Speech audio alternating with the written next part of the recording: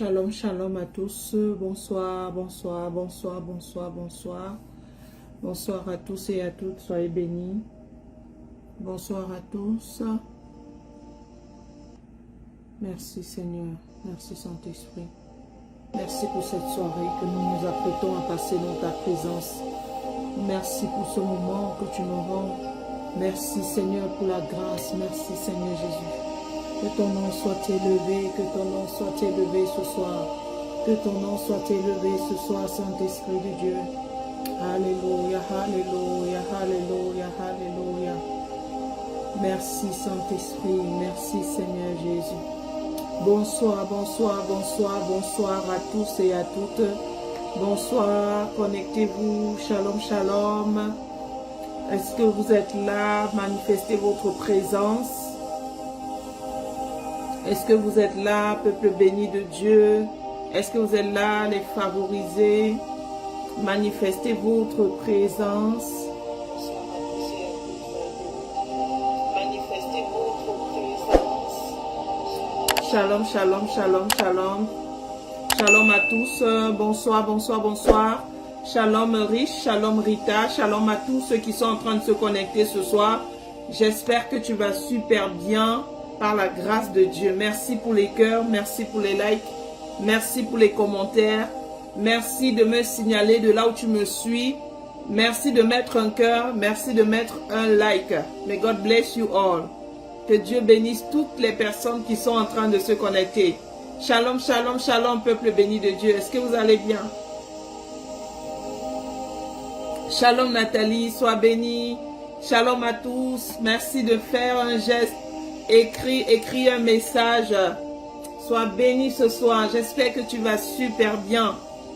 Oh là là, je suis dans la joie lorsqu'il s'agit d'aller dans la présence de Dieu. Je puise mes forces en l'Éternel.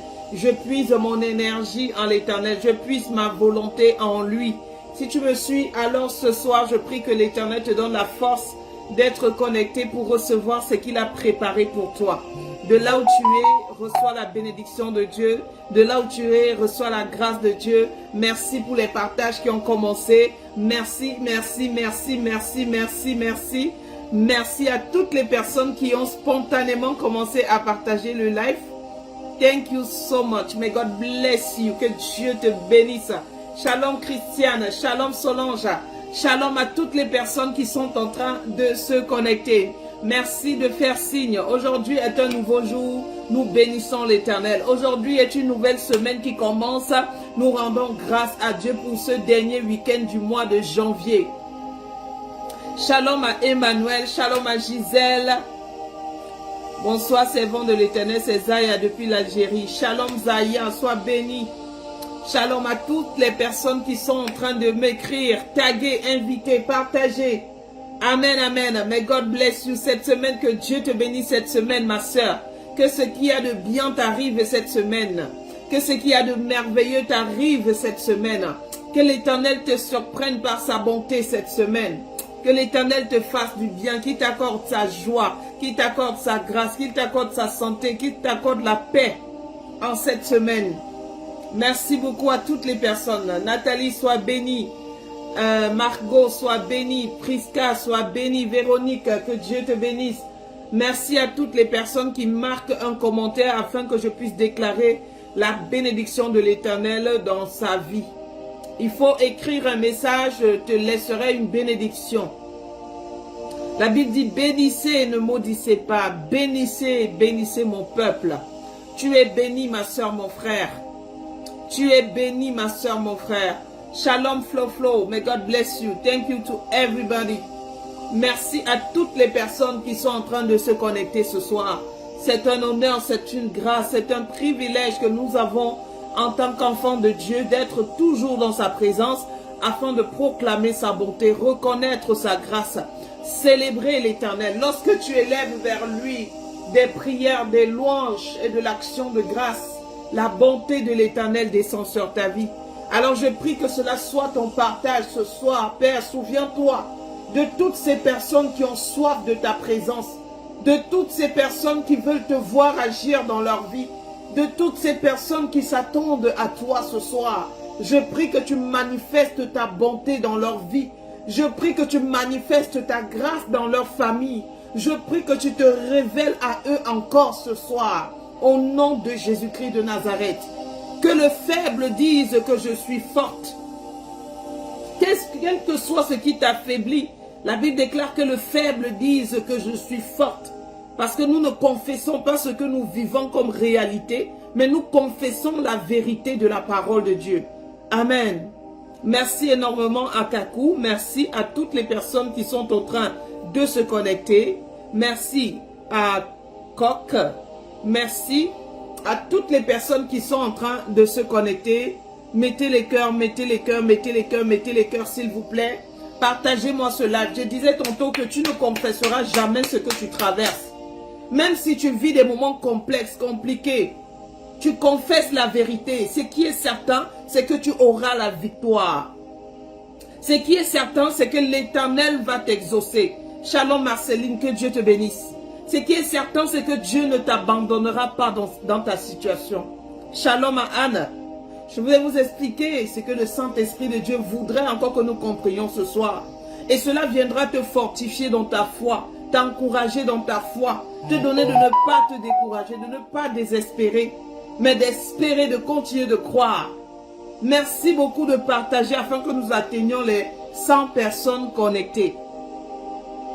Peu importe dans quelle situation tu te trouves, reste dans sa présence avec nous ce soir. Nous allons prier le Seigneur et il va te visiter de là où tu es. La main de l'Éternel n'est pas courte pour te bénir. La grâce de l'Éternel est disponible. J'ai dit que la grâce est disponible. La grâce est disponible pour tous ceux et celles qui espèrent en lui. Shalom ma soeur Mireille, que Dieu te bénisse. La grâce de Dieu est favorable. Elle est disponible pour tous ses enfants, répandus dans le monde entier. Ceux qu'il a choisis, ceux sur qui il a marqué son sceau, ceux qui lui appartiennent. La grâce de l'Éternel est disponible et manifeste aussi dans ta vie ce soir. Parce que tu es connecté à ce direct, j'aimerais te le déclarer avec assurance. Amen. L'Éternel te fera encore du bien. Que ce soit au mois de février, au mois de mars, au mois d'avril, ainsi de suite. Il te fera encore du bien parce que tu as mis ta confiance en lui. Parce que tu espères en lui. Parce que tu crois que lui seul est capable de te sortir de toutes les situations. Alléluia. Alors je déclare cette faveur divine dans ta vie. Je déclare cette opportunité, cette grâce. Oui, lorsque tu vois des personnes comme Jacob, c'est quelqu'un que malgré ses déboires, malgré ses défauts, il avait Dieu avec lui. Il marchait avec lui. Oui, quand Dieu marche avec toi, les situations devant toi vont finir par s'estomper et tu vas toujours avancer. Aucune situation ne viendra pour te détruire. Amen. Aucune épreuve. Et j'aimerais déclarer cela fortement dans ta vie en cette année 2024. Qu'en cette année 2024, que tu sois suffisamment armé, que tu aies la foi suffisante. La Bible déclare la foi qui est comme le grain de sénévé, comme le grain de moutarde. Qu'il te donne cette foi suffisante pour déplacer toutes les montagnes qui se lèveront dans ta vie en cette année 2024. Qu'il te donne la force nécessaire. Alléluia. La force qu'il donne à ceux qui lui appartiennent. Qu'il te la donne, bien-aimé. Afin que tu puisses avancer malgré tout. Que tu puisses l'adorer malgré tout. Tu ne sais pas quelle puissance il y a lorsque tu chantes à l'Éternel malgré ce que tu vis. Tu ne sais pas quelle puissance, quelle onction se dégage. Parce que ça sort de tes entrailles. Parce que c'est pensé, ce que tu dis. Ça vient du plus profond de ton cœur. Ce genre de louange-là. Que l'Éternel agrée. Qu'il te donne cette force. Afin que malgré toutes les circonstances, malgré tous les blocages, malgré toutes les résistances, que tu puisses finir par t'en sortir. Amen. Parce que nous sommes des vainqueurs malgré tout. Tu es un vainqueur malgré tout. Tu es un enfant de Dieu. Dieu est avec toi. Le même Dieu qui était sur la terre. qui a marché sur cette terre sur laquelle tu marches tous les jours. Dieu a marché sur cette terre. Dieu s'est souvenu de nous. Il est descendu jusqu'à nous afin de nous élever jusqu'à lui. Ce même Dieu qui n'est pas désuet, il demeure à la mode. Année après année, on parle de lui. C'est une star infinie. Oui, il demeure. La parole de Dieu, la Bible le dit. Même le temps, même les circonstances, même les plus grands ne pourront pas faire passer la parole. Il demeure le véritable. Qu'il demeure dans ton cœur, ma soeur. Aujourd'hui est un nouveau jour. Et Père, je prie afin que dans le précieux nom de Jésus, que tu m'aides à communiquer à mes soeurs et à mes frères la vérité de la parole. Les choses qu'on ne nous dit pas souvent. Les choses qu'on n'a jamais entendues quelque part. Les choses que Père éternel qui sont nouveaux, les choses nouvelles dans nos vies. Donne-nous d'avoir part à ces choses. Amen. La Bible déclare que ce que l'homme n'a pas pensé, ce qui n'est même pas monté dans le cœur de l'homme, que l'Éternel fait connaître à tous les saints. Alléluia. Je bénis le Saint-Esprit pour cette vérité que Dieu vient de me donner. Chaque jour est une nouvelle révélation. Chaque jour est différent. Merci pour les partages. Je t'en supplie, partage ce message. Parce que ça va venir te fortifier dans ta foi. Tu as besoin d'avoir une foi ferme. Ta foi n'est pas encore ferme. Tu as encore une foi qui vacille avec les épreuves. Tu as encore une foi qui est mélangée avec de la tristesse, du découragement, de la force, de la tristesse. Tu es instable, ta foi. Tu as besoin d'avoir une foi inébranlable. Tu as besoin de savoir que Dieu t'apprécie. Et j'aimerais te le dire, Dieu t'aime. Dieu t'apprécie. Dieu voit tes efforts. Dieu voit tes efforts que tu fournis. Dieu est fier de toi. Parce que toi, au moins, tu as la volonté. Parce que toi, au moins, tu le cherches. Alors, je bénis le Saint-Esprit de Dieu pour toutes ces personnes qui savent que Dieu est avec eux. Aujourd'hui, la vérité que je vais te révéler, je n'ai jamais parlé de ça dans un live. Cette vérité, elle est importante pour nous. Et si Dieu nous fait connaître ces vérités, c'est tout simplement parce qu'il nous aime dans notre faiblesse. Oh, il nous aime dans nos ignorances. Il nous aime malgré nos défauts, malgré nos limites. Il est merveilleux. S'il vous plaît, partagez qu'on atteigne au moins les 100 personnes. Là, je commence mon message. Ah, béni soit le Saint-Esprit. Béni soit le Saint-Esprit. Béni soit le Saint-Esprit, bien-aimé. Oh, Rebo Shande, Rebo Santo, Robo Shanda. Manifeste-toi dans le live de ce soir, Saint-Esprit de Dieu. J'ai besoin de ta présence. J'ai besoin de ton onction, Reba Baba Sete. J'ai besoin de ta grâce dans ma vie. Est-ce que tu peux vraiment soupirer, désirer que l'Éternel te parle ce soir? La Bible déclare que c'est ceux-là qui ont soif, qui verront leur soif être étanchée. C'est ceux-là qui ont faim, qui verront véritablement l'Éternel leur donner un pain à manger. C'est ceux-là qui cherchent à qui il se révélera. Alors merci beaucoup Seigneur pour toutes les personnes que tu envoies dans ce direct. Ceux-là qui ont faim et qui ont soif de la vérité de ta parole. Au nom suprême de Jésus. Ils se lèveront contre nous par un chemin. Ils fuiront devant nous par cet chemin. À cause de l'Esprit qui est en toi. À cause des anges qui sont autour de toi. À cause de la vérité qui est dans ton cœur. À cause de la parole de Dieu. Je bénis le Seigneur pour toutes les personnes dont le regard de l'Éternel est tourné vers eux. La Bible déclare que les yeux de l'Éternel sont sans cesse tournés vers ceux qui le craignent. Partagez le direct de ce soir afin que nous puissions commencer notre message de ce soir.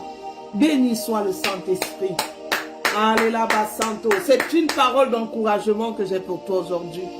C'est une parole de motivation que j'ai pour toi aujourd'hui. C'est une parole de fortification que j'ai pour toi aujourd'hui. Alors je remercie le Seigneur pour toutes les personnes qui ont partagé ce live, que l'Éternel se souvient de toi en ce mois de février. Les grâces de février ne sont pas les grâces de mars, ne sont pas les grâces d'avril. Chaque mois a sa grâce. Chaque mois a ses opportunités. Chaque mois, il a préparé des choses pour toi. Mais je voudrais déclarer dans ta vie que tu ne passeras pas à côté de ta bénédiction cette année. Tu ne passeras pas à côté, tu ne louperas pas l'opportunité. Tu seras là où il faut. J'arrive pas à partager. Facebook m'a bloqué les partages. D'accord, il n'y a pas de souci. Je ne sais pas pourquoi cette page est autant restreinte. On va faire comme ça. D'accord, il n'y a pas de souci. Mais merci déjà pour les 68 partages que je vois ici. Que Dieu vous bénisse abondamment. Alors, aujourd'hui, le Seigneur m'envoie te parler pour t'encourager. Et pour commencer ce message, je m'en vais lire le psaume 113, versets 7 à 8. Écoute la parole. Il dit, de la poussière, il retire le pauvre. Du fumier, il retire l'indigent. Pour les faire asseoir avec les grands de son peuple. Amen. Je lis encore la parole. De la poussière, l'Éternel retire les pauvres. Du fumier, il relève l'indigent pour les faire asseoir avec les grands de son peuple. Amen, amen et amen. Père, merci. Merci pour toutes les personnes que tu vas relever par ce message, que tu vas galvaniser par ce message, que tu vas encourager par ce message, au nom de Jésus. Amen. Aujourd'hui, nous parlons de la valeur que Dieu accorde aux petites choses. Amen. Nous parlons de la valeur que Dieu accorde à nos petits efforts que nous faisons au quotidien. Nous parlons du regard favorable que l'Éternel tourne vers nous, ses enfants. Alléluia. Nous parlons aujourd'hui de cette valeur que Dieu nous donne, de l'amour qu'il a pour nous. Et cette valeur, même avant de commencer mon message, j'aimerais vous dire que cette valeur, elle est tellement grande que tu ne peux même pas imaginer. Toi qui te regardes dans ta petitesse, qui te limite par rapport à ce que tu vois, Dieu t'accorde tellement de la valeur. La Bible déclare que, mais qu'est-ce que l'homme? Pour que tu te soucies autant de lui. Et le Fils de l'homme, pour que tu aies autant de gloire à lui offrir. Qu'est-ce que l'homme? Même les anges sont étonnés de toute la valeur, de toutes les grâces, de toutes les opportunités, même du pouvoir. La Bible déclare qu'il nous a créés à son image. C'est-à-dire qu'il nous a créés avec les mêmes capacités et aptitudes que lui. C'est-à-dire qu'il nous a créés avec la capacité de créer des choses. C'est-à-dire que Dieu nous a accordé tellement de valeur qu'à un moment donné, lorsqu'on s'est perdu, il a tout fait pour nous ramener sur le chemin. D'accord? À un moment donné, on a perdu le contrôle. On a donné notre pouvoir à un esprit qui était malin plus que nous. Mais Dieu, malgré tout cela, a changé sa nature. Il est devenu humain.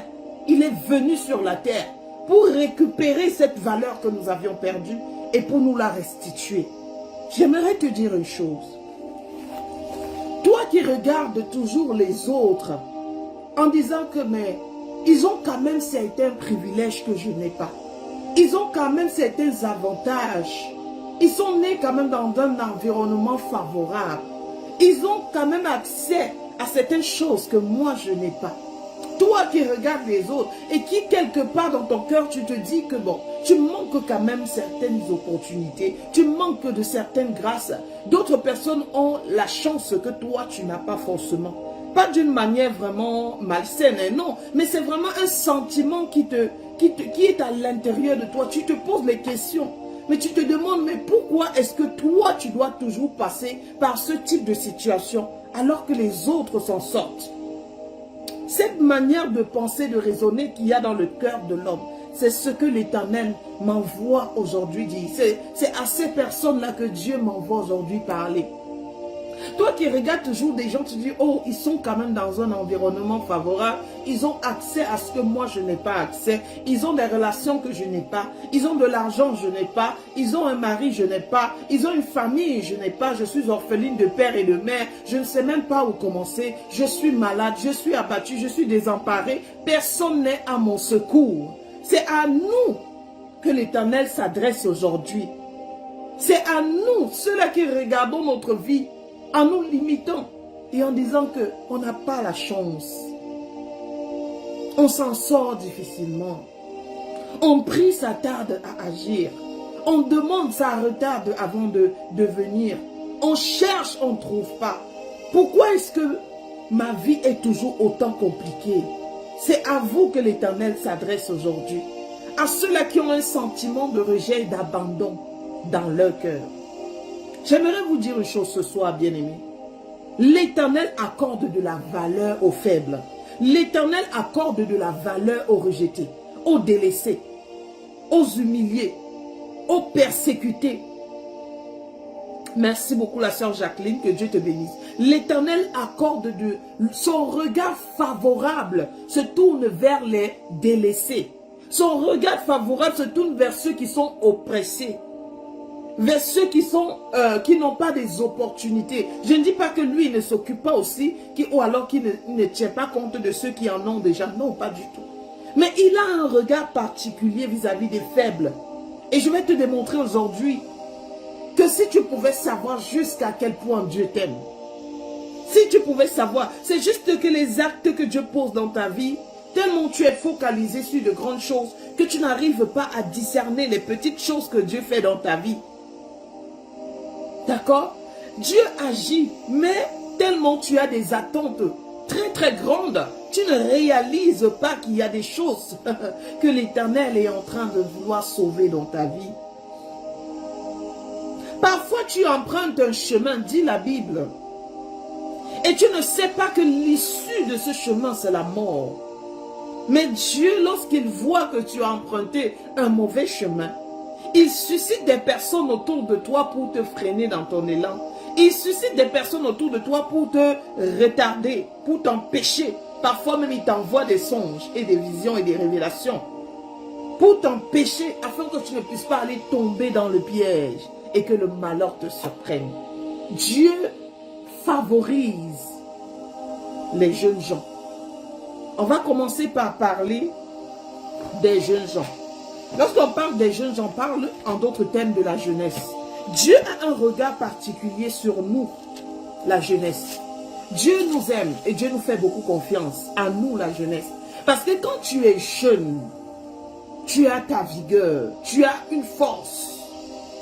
Tu as encore la capacité d'accomplir de grandes choses. Ce n'est pas pour rien que l'ennemi attaque dès le bas âge.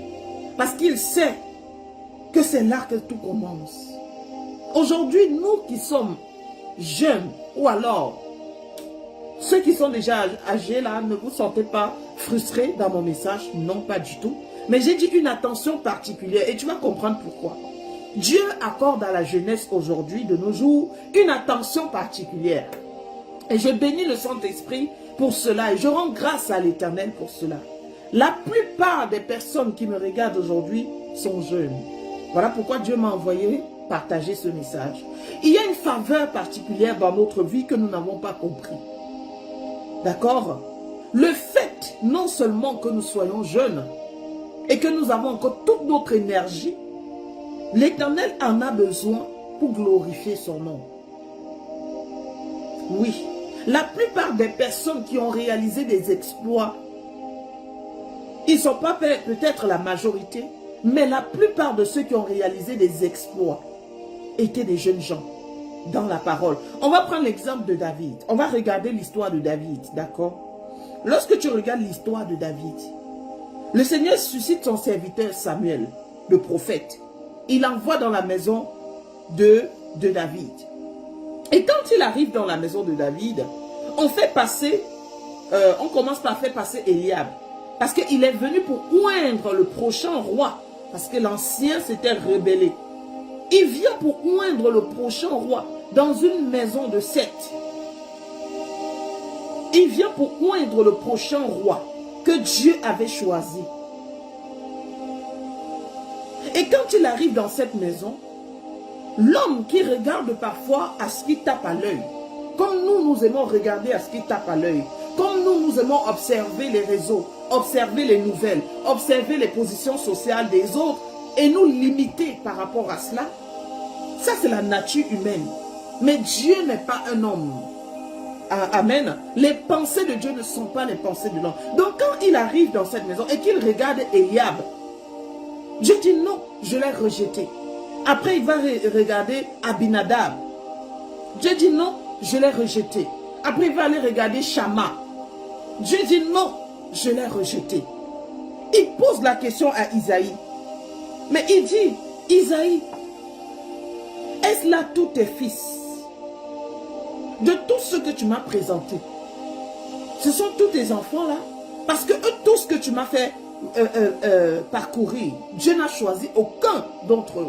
Cependant, je sais que c'est dans ta maison que Dieu m'a envoyé. Amen. Je sais que c'est dans ta maison que Dieu m'a dit de venir. Choisis son coin. C'est alors, la Bible dit dans le verset 11, que c'est alors qu'il se souvint. Il dit, il reste encore le plus jeune. Verset 11, vous allez lire ça dans 1 Samuel chapitre 16, à partir du verset 1 jusqu'au verset 13. Il dit, il reste encore le plus jeune. Donc il a fallu que le prophète Samuel demande à Isaïe, est-ce là tous tes enfants, pour qu'ils se souviennent qu'il reste. Pour te dire que c'est celui sur qui on ne mise pas dans la famille. C'est celui-là peut-être qui n'a pas encore un titre social, qui n'a pas encore une position sociale, vers qui le regard de l'Éternel se tourne. Comment ça se fait qu'on te demande tes enfants, tu présentes certains et tu laisses l'autre? Ça veut dire qu'il faisait partie du reste des enfants. Ça veut dire que son père ne comptait pas sur lui. Son père ne comptait pas sur lui. Mais c'est vers lui que le regard de Dieu s'est tourné. Dieu a une attention particulière pour les délaissés. Pour ceux qui sont combattus. Et au travers de la vie de ce jeune homme, l'Éternel va se révéler d'une manière particulière. Parce qu'ayant reçu l'onction de Dieu. Et la Bible dit dans Samuel, chapitre 16, verset 13, Samuel prit la corne d'huile et l'oignit au milieu de ses frères. C'est lui que Dieu a choisi de oindre au milieu de ses frères. Alors que David avait tout pour envier ses frères. Ses frères étaient des guerriers. Ses frères combattaient aux côtés du roi. Mais lui, il était un berger. Il était un berger.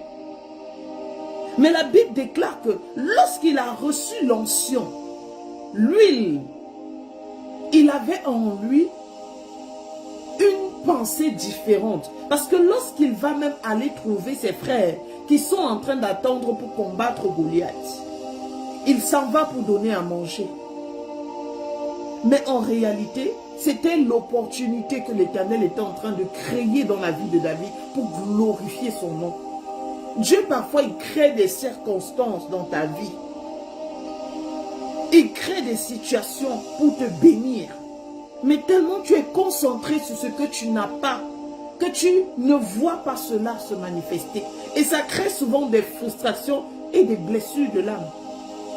Ça te donne l'impression que Dieu n'agit pas dans ta vie. Non, c'est parce que tu es en train de mépriser ce que Dieu fait dans ta vie. Quand il est arrivé sur le champ de bataille, son frère l'a rejeté, lui a demandé de retourner. Petit curieux là, retourne à la maison.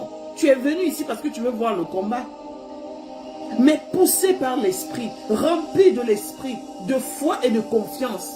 Lorsqu'il a regardé Goliath, il a compris que Goliath était un nain devant Dieu. Voilà un jeune homme donc qui a eu tellement d'impact, l'un des plus grands prophètes, révélateurs jusqu'au jour d'aujourd'hui, qui a parlé, qui a annoncé, prédit même la venue de Christ. Un jeune homme qui était qu'un berger. Dieu a une attention particulière pour les petits gens. Tu as peut-être grandi dans une famille où c'est toi qui es l'orpheline. C'est toi qui laves les habits de tous les enfants de la maison. Tu finis de laver les habits, tu cuisines pour tous les enfants de la maison. C'est toi qui prends soin même de nettoyer toute la maison. Pendant que les autres vont à l'école, toi tu restes à la maison pour t'occuper de la maison. Peut-être que quand tu vas regarder leur vie, tu vas te dire que eux ils sont privilégiés, mais pas toi. Mais tu vas te rendre compte que la plupart, voire même toutes les personnes, les parents qui ont eu à faire cela, c'est la bonne qui finit par s'en sortir dans la vie. C'est celle-là qu'on a pris pour la bonne. C'est celle-là qu'on a utilisée. C'est celle-là qu'on n'a pas considérée. C'est elle qui finit par réussir. C'est elle qui finit par devenir quelqu'un. Dieu accorde une attention particulière vis-à-vis des rejetés et des délaissés. Son regard se tourne vers les petites choses. Et lorsqu'on parle de la jeunesse aujourd'hui, la jeunesse regarde à des leaders dans la foi comme étant des dieux sur terre. Sans savoir que toi-même tu fais partie des dieux sur terre. Quand Dieu dit, vous êtes des dieux que j'ai établis sur la terre, il ne parle pas seulement des évêques, il ne parle pas seulement du pape, il ne parle pas seulement des pasteurs, il ne parle pas seulement des évangéliques, il parle aussi de toi. Tu fais partie de ceux-là que Dieu dit, vous êtes des dieux sur la terre. On va laisser même l'exemple de David, parce que beaucoup de gens connaissent l'histoire de David, mais je vais te parler de Jean. Jean était le plus jeune des disciples. Mais quand tu regardes les actions de Jean par rapport à Pierre, parce qu'on parle dans les disciples, on parle beaucoup de Pierre. Mais quand tu regardes Jean, Jean était constant dans sa foi. Jean était différent. Même quand tu lis le livre des Jean, l'un des évangiles que j'aime le plus lire, c'est l'évangile de Jean. L'évangile de Jean est riche en révélation. L'évangile de Jean est riche en puissance. Il fut choisi par Jésus comme l'un des 3 piliers parmi les apôtres. Lorsque vous allez dans Galates chapitre 2 verset 9, Jean a été choisi comme l'un des 3 piliers qui a marqué Jésus d'une manière particulière. Dieu avait un regard différent vis-à-vis de Jean. C'est pour ça qu'on dit que là où Jésus était, Jean aussi était. Et tellement il était proche de Jésus qu'il se couchait, il mettait sa tête sur sa poitrine. Ça veut dire que quand ils étaient assis les 12, Jean était toujours à côté de Jésus. Il écoutait attentivement. Même lorsque Marie a été conduite, lorsqu'on a conduit Jésus à Golgotha pour le crucifier, Jean était aux côtés de Marie. Il était toujours là, constant dans sa foi. Il n'a pas régné Jésus. Toi qui es jeune et qui te dis, tiens, Dieu ne peut pas m'utiliser, j'aimerais te dire une chose. Comment est-ce que Dieu utilise les gens? Utiliser entre guillemets, comment est-ce que Dieu passe par toi qui es jeune aujourd'hui pour glorifier son nom? Ça peut commencer même dans tes études à l'école. Ce n'est pas seulement le prêtre ou le pasteur à l'église, non. Toi qui es à l'école ou alors à l'université, toi qui de temps en temps encourage quelqu'un qui est blessé, toi qui encourage quelqu'un qui a un problème, la personne te pose son problème, tu lui donnes un conseil, en rapport avec ta foi, tu viens de faire l'œuvre, tu viens de marquer le cœur de Dieu en le faisant. Tu viens de montrer à Dieu une bonne action. Et ça t'ouvre les portes. Ça t'apporte des grâces. Amen. Dans ton lieu de service, quand tu conseilles tes collègues, tu es en train d'impacter, tu es en train de faire l'œuvre en conseillant tes collègues qui ont un problème par rapport à une situation quelconque. Le conseil que tu apportes à ces collègues-là, c'est ça l'œuvre. C'est ça l'arbre fruitier en fait. C'est ça quelqu'un sur qui Dieu peut compter. Tout se passe d'abord dans le cœur. Arrêtez de croire que ceux qui ne vont pas à l'église ne seront pas sauvés, ne sont pas des chrétiens. Vous vous trompez trop mal. Parce que partir à l'église ne signifie absolument rien. C'est dans le cœur. C'est dans le cœur que ça se passe. Le jugement va commencer dans l'église. Ce sont des actes que tu poses vis-à-vis de ton prochain. C'est l'amour que tu manifestes à ta soeur, à ton frère. Oui. Dieu accorde un regard particulier à ce genre de personnes. tu regardes Jean, la Bible dit encore que il est, quand vous allez dans le livre de Jean chapitre 21, verset 20 jusqu'à 23. Jean 21. Jean chapitre 21. Merci Saint-Esprit de Dieu.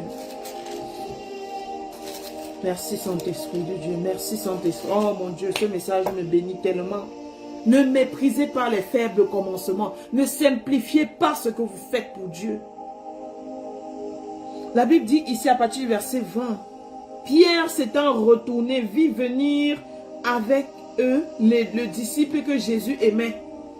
Celui qui pendant le souper s'était penché sur la poitrine de Jésus et avait dit, Seigneur, qui est celui qui te livre? En le voyant, Pierre dit à Jésus, et celui-ci, Seigneur, que lui arrivera-t-il? Jésus lui dit, si je veux qu'il demeure jusqu'à ce que je vienne, que t'importe? Toi, suis-moi. Là-dessus, le bruit courut parmi les frères que ce disciple ne mourrait point. Oui. Cependant, Jésus n'avait pas dit à Pierre qu'il ne mourrait point, mais si je veux qu'il demeure jusqu'à ce que je vienne, que t'importe?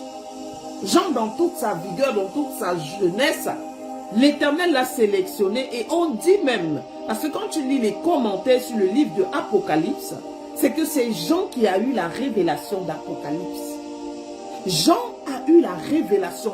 Le livre de Jean est l'un des livres les plus théologiques utilisés jusqu'aujourd'hui. Son livre est très profond et très révélateur. Le plus jeune des 12. Dieu lui accordait une attention particulière. Et même, il avait la grâce de la longévité. Parce qu'on dit qu'il fait partie de ceux-là qui est mort, qui a le plus vécu avant de mourir. Jean. Tu sens que parmi eux, il y avait un peu une certaine petite concurrence qui se faisait parmi les disciples. C'est pour ça que Pierre pose la question à Jésus. Qu'en est-il de Jean?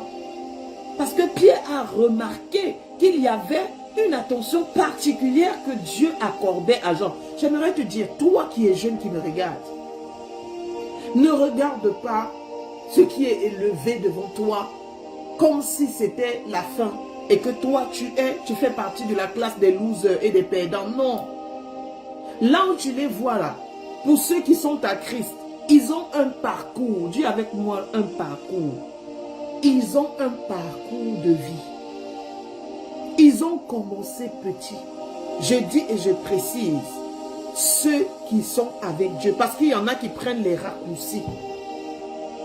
Au lieu de prendre l'ascenseur, au lieu de prendre les escaliers, eux ils prennent l'ascenseur. Je te parle de ceux qui savent prendre les escaliers et monter une marche à la fois. Quand tu regardes ces gens-là, ce sont des personnes qui ont commencé quelque part. Ce sont des personnes qui se sont donné une discipline. Ce sont des personnes qui ont compris. Ils ont un parcours. Tout ce qui vient subitement n'est pas de Dieu. Et j'aimerais te le dire. Quand tu décides de t'engager véritablement avec Dieu, tu devras travailler ta patience. Et on ne vous le dit pas assez dans l'église. Ce qui fait en sorte que les gens sont insatisfaits. À l'église, on nous dit juste que quand tu vas demander, tu vas recevoir. Mais j'aimerais te dire une chose. Il y a des exaucements instantanés, mais il y a des exaucements qui prennent du temps. Quand tu viens à Dieu, c'est pour la vie.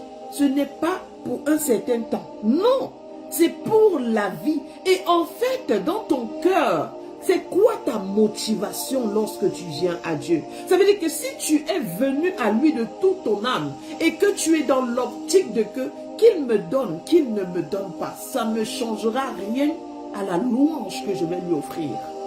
S'il me donne, il ne me donne pas, ça ne changera rien à l'adoration que je vais lui offrir.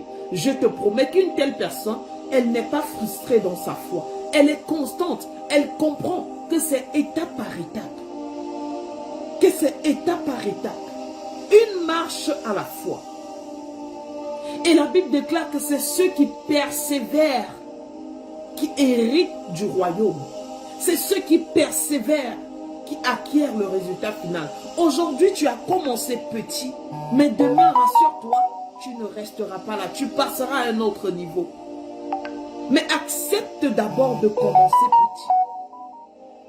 Accepte d'abord de commencer avec Dieu au niveau de la démarche avant de commencer. Ne regarde pas celui qui est déjà au 10e ou alors à la 10e marche pour commencer à te limiter. Toi qui n'es qu'à la première ou à la 2e marche. Non. Dans l'église, quand tu nais, c'est comme un bébé. L'apôtre Paul décrit comme un nouveau-né. Quand il vient au monde, il commence par le lait. On ne peut pas directement donner du couscous à un enfant qui vient de naître. Il va mourir. Il va s'étouffer. On commence au lait. Et on avance au fur et à mesure. Ça, si tu comprends ça là, tu ne seras pas frustré dans ta foi. Tu comprendras que Dieu va agir avec moi. J'aimerais encore spécifier. Lorsque tu commences encore avec Dieu, il va d'abord te libérer des fardeaux qui t'oppressaient. Il y a beaucoup de choses que tu as acquises lorsque tu étais sans lui. Il y a beaucoup de combats qui se sont levés lorsque tu étais sans lui. Il y a des caractères, des systèmes de pensée, des raisonnements, des hauteurs, des forteresses, des liens de famille, des choses dans ta vie qui ne partiront pas en un jour. Non. Ça va prendre du temps pour que tu puisses abandonner certaines choses. Donc le Seigneur ne peut pas te prendre comme ça et te bénir directement. Il va d'abord te travailler, te façonner. Il va te faire passer au feu. Et la Bible dit, quand tu, même pour avoir de l'or, il faut penser. Il va t'éprouver. Il va tester ta foi. Mais si tu ne comprends pas que c'est le processus, et que tu regardes ce masque que tu n'as pas, tu as demandé, tu n'as pas reçu, tu cherches, tu ne trouves pas, ça ne marche pas, qu'est-ce qui se passe dans ma vie? Tu seras frustré. Et tu n'auras pas compris comment est-ce que Dieu travaille. Oui, il ne faut pas se comparer. Chacun vit, comme toi tu es, ce n'est pas comme l'autre est. Nous sommes tous différents. Même les siamois, même les jumeaux n'ont pas la même ADN. Ils sont différents. Il faut que tu respectes ton cheminement. Là où Dieu est en train d'aller avec toi, là où il est en train de travailler avec toi, c'est étape par étape. Il faut qu'il travaille même ton caractère. Il faut qu'il te travaille. Ne regarde pas ceux qui sont devant toi. S'ils ne t'expliquent pas le prix qu'ils ont payé, tu croiras que c'est facile. Ils ont payé le prix pour arriver là où ils sont. Ne regarde pas que non, j'ai 2 membres, j'ai seulement 2 followers, j'ai seulement 2 fidèles. Non, ne regarde pas celui qui a 10 000 fidèles. Tu ne sais pas par quoi il est passé pour arriver là-bas. Et je vous assure, le prix est difficile à payer. Toi qui n'as jamais eu 10 francs, si on te donne 100 millions, tu te perds totalement. Totalement. Donc, comme je disais, Dieu accorde une attention particulière à la jeunesse. Et quand tu regardes l'histoire de gens, tu dis, waouh, c'est exactement ça la vérité. Quand tu regardes l'histoire de Joseph, quand tu regardes l'histoire de Jérémie, tout cela, c'était des enfants, 17 ans, 18 ans, 19 ans, mais qui ont fait des choses incroyables sur la terre. Merci pour les étoiles, ma soeur. Que Dieu te bénisse. On va regarder l'exemple de Timothée. Timothée a travaillé avec l'apôtre Paul. Oui. Quand vous regardez, Timothée a tellement travaillé qu'il a commencé à écrire des livres. Quand tu regardes aujourd'hui, quelqu'un qui vient de naître de nouveau et qui se précipite à écrire les livres, ce n'est pas comme ça que ça marche. Moi-même qui suis à presque 10 ans dans la foi, Je suis encore en train de me poser la question. J'ai déjà écrit un, j'ai déjà fini d'écrire. Mais je me demande encore si c'est le moment. Parce que beaucoup de chrétiens aujourd'hui écrivent les livres n'importe comment. Même s'ils ne sont pas chrétiens, les gens écrivent des livres sans expérience. Non, il y a un parcours. Qu'est-ce que tu vas écrire dans le livre? Est-ce que tu vas aller écrire dans un livre ce que tu as lu dans un autre livre? Non. Le livre, c'est ce que toi, tu as vécu. Le livre, c'est ce par quoi tu es passé. C'est ça qui va aider les autres. On ne se lève pas pour écrire.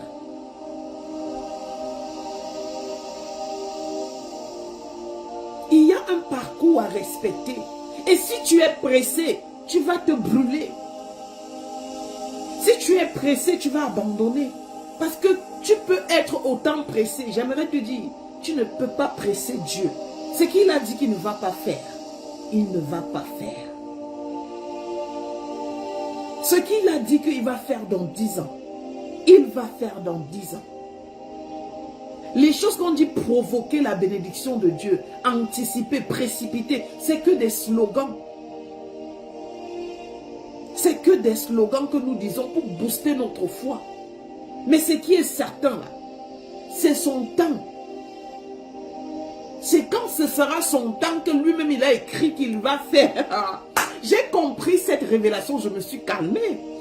Parce que quand tu es zélé, passionné, déterminé, tu proclames, tu te dis que ça va se passer aujourd'hui. Tu finis, tu t'assois et puis rien ne se passe. Seigneur, tu as dit, Seigneur, tu as dit, Seigneur, tu as dit. Tu finis, tu dis Amen, tu t'assois, rien ne se passe. Ce n'est pas qu'il ne va pas faire, hein, mais il va faire en son temps. Les choses qu'on vous donne l'huile de vous oindre avec pour provoquer, précipiter, c'est du maraboutage. On ne presse pas Dieu, ni par le jeûne, ni par le sacrifice. C'est quand il a dit, c'est comme il a établi. Et quand tu vas comprendre ça, tu auras la paix. En fait, c'est que j'aimerais te dire, en ce qui toi te concerne, Dieu a déjà fini d'écrire ton histoire et puis l'a déposée. En ce qui te concerne sur la terre, avant même que tu ne naisses, il avait dit que toi tu vas naître telle date, dans tel pays, dans telle famille. Tu vas venir par les relations de ton père et de ta mère qui vont se rencontrer à tel endroit. Tu vas t'appeler tel lorsque tu seras sur la terre. Tu vas accomplir telle chose, ainsi de suite. Et tu vas mourir à telle date, et on va t'enterrer, et tu vas revenir au ciel. Tout est déjà établi. Tout est déjà établi en ce qui te concerne. Et chaque chose établie en son temps. Il y a une date assignée à chaque étape de ta vie sur la terre. Jusque la date de ta mort, que même l'intercession ne va pas changer. Tout est établi. Alors tout ce que tu as à faire, Seigneur, donne-moi aujourd'hui mon pain quotidien. Ce que tu as préparé pour moi aujourd'hui là, donne-moi ça. Parce que c'est ce que Dieu a préparé pour toi que l'ennemi veut voler. Mon pain d'aujourd'hui, merci ma soeur Rita pour les 500 étoiles. Que Dieu bénisse l'œuvre de tes mains, ma soeur. Ce que Dieu a écrit pour toi aujourd'hui, c'est ça qu'il va te donner. Tu jeûnes, tu pries, tu cries, tu fais, c'est ce qu'il va faire. S'il a décidé que toi, tu dois te marier en 2020, ta soeur s'est mariée avant toi. L'autre s'est mariée beaucoup plus jeune. Peu importe tes cris, tes pleurs, c'est la date qu'il a prévue. C'est ça qui va se passer. Attends seulement ta date. Alléluia. Attends seulement ta date. Quand ça sera ta date, parce que tu es fidèle, parce que tu l'aimes, parce que tu persévères, ça va se passer. Mais si tu abandonnes, ça ne va pas se passer. L'une des choses qui a fait en sorte que la prière de Daniel puisse arriver à exaucement, c'est sa capacité à persévérer malgré qu'il ne voyait pas l'exaucement arriver. Ça veut dire que quand le roi de Perse, le démon qui agit sur le pays, sur le territoire, sur la ville, sur l'État, quand cet esprit s'est positionné pour bloquer la prière de Daniel, Daniel n'a pas abandonné. Il a continué à prier. Ça veut dire que tu dois être le genre de chrétien que, peu importe ce qui arrive, Seigneur, je t'aimerai toujours. Peu importe ce qui arrive, je vais toujours t'aimer de la même manière. Et ça va faire en sorte que tu ne vas pas envier l'autre. Ou alors tu ne vas pas être triste en regardant l'autre. Non, tu vas juste comprendre que quand ça sera ma part, Seigneur, je sais que tu vas précipiter cela vers moi. Quand tu vas comprendre cela, tu seras plus galvanisé dans ta foi. Donc, quand tu regardes l'histoire de Timothée, vous allez comprendre ce que l'apôtre Paul, n'est-ce pas, va dire à Timothée. Dans le livre de 1 Timothée chapitre 4, versets 11 à 12. 1 Timothée 4, 11 à 12. Il dit, déclare ces choses et enseigne-les. Que personne ne méprise ta jeunesse, mais sois un modèle pour les fidèles, en parole, en conduite, en charité, en foi et en pureté. Il faut que tu comprennes, je répète encore, être chrétien, ce n'est pas s'habiller le dimanche, porter son parfum, mettre et aller à l'église. Ça là, c'est juste ce qu'on appelle la communion fraternelle. Le fait de se retrouver avec des personnes qui partagent la même vision, la même foi. Et ensemble, vous êtes fortifiés, c'est tout.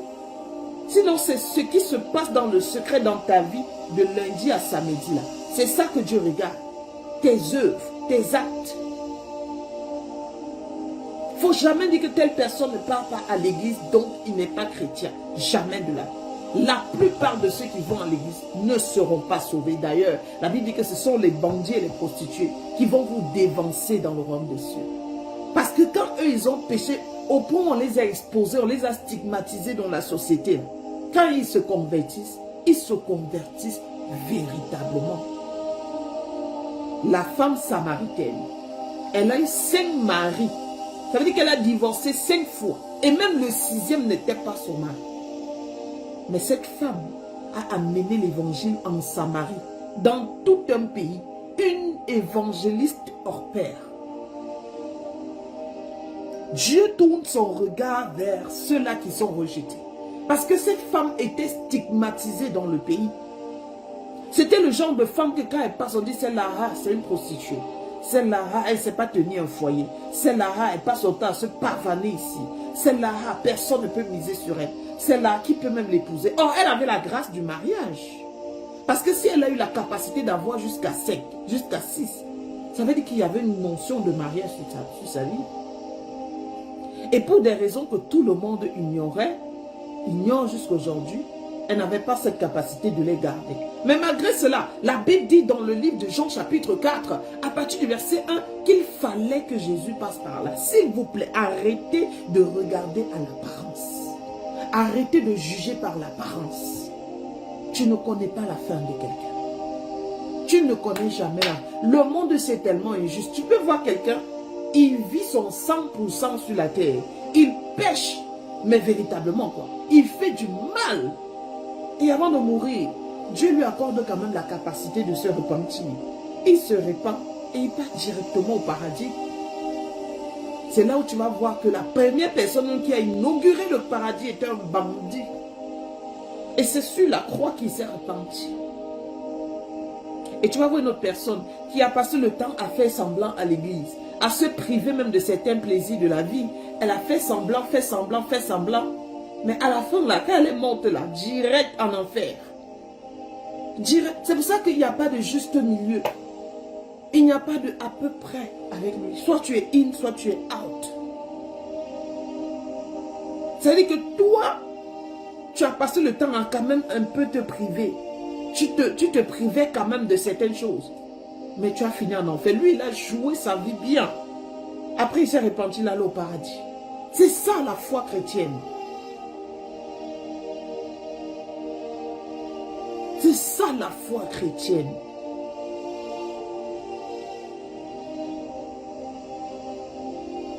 J'ai beaucoup du mal avec les religieuses. Je vous assure, moi j'ai beaucoup du... Moi que vous voyez prêcher l'évangile, je ne peux pas vous dire le nombre de fois que je suis jugée par les chrétiens. On va juger que tu mets les mèches. On va juger que tu mets le make-up. On va juger que tu as mis le rouge à lèvres. On va juger que tu es une femme. On va juger tellement. Et la plupart de ceux qui te jugent là, ils ne sont pas agréables à Dieu. Pas du tout. Ils ne font même pas le cas de ce que tu fais pour Dieu. Ce sont eux qui vont mettre les têtes de mort. Ce sont eux qui vont t'insulter en inbox. Mais si tu lui demandes que tu es né de nouveau, il va te poser la question, naître de nouveau veut dire quoi? Donc il ne connaît même pas la Bible. Toi qui as lu la Bible jusqu'en... C'est sur toi il va venir parler d'une certaine manière. L'homme est trop dans le jugement. Lisez la Bible, vous allez comprendre que la miséricorde de Jésus est indescriptible. Il est merveilleux ce Dieu. Il passait son temps avec les gens de mauvaise vie. Il passait son temps. Ça veut dire qu'il passait son temps avec eux. Il mangeait avec eux. Il jouait avec eux. Il participait à leur mariage. Il était là avec eux. Très cool, très sympa. Et c'est ainsi qu'il avait de l'impact. Tu peux même être dans un groupe. Rien que ta manière de faire impacte les gens. Sans parler de Jésus, on voit comment tu es organisé, discipliné dans ta vie. On voit comment tu parles. On voit comment tu te comportes. Ça convertit plusieurs. Et celui qui a une église avec 10 000 membres n'a pas autant d'impact que toi qui n'as aucun titre honorifique selon les hommes. Et qui passe ton temps à encourager les gens en inbox dans leur téléphone. Toi qui passes ton temps à lancer tes lives pour les fortifier, pour les encourager, pour leur donner les petits messages, les petits conseils. Oui. Donc, on va prendre le deuxième point. C'est les petits nombres. Dieu accorde une attention particulière vis-à-vis des petits nombres, les petits nombres. La Bible déclare que dans le livre de Marc, on va dans le livre de Marc, chapitre 6, verset 34 à 43. Il ne faut pas dire dans mon église, il n'y a pas trop de gens. Dans mon groupe, dans ma cellule de prière, il n'y a pas trop de gens. Évitez même là où il y a trop de gens. Oui. Parce que là où il y a trop de gens, même, parfois on ne va même pas avoir le temps pour toi. Oh non, il y a seulement 100 personnes là-bas, alors que là-bas il y a 1000 personnes. Selon toi, c'est parce qu'il y a 1000 personnes que ça veut dire qu'il y a Dieu là-bas. Ici où il y a 100 personnes, ou alors ici où il y a 2 personnes. Non. Quand tu écoutes l'histoire de Joyce Meyer, avant d'avoir des 10 000 membres, elle a commencé par une personne dans sa maison. Les petits nombres. La Bible déclare que avec 5 pains et 2 poissons, Jésus va nourrir plus de 5000 personnes. Dans le livre de Marc, chapitre 6, versets 34 à 43. 5 pains, 2 poissons ont suffi. Ils ont tellement mangé qu'il y avait encore les 12 paniers qui restaient.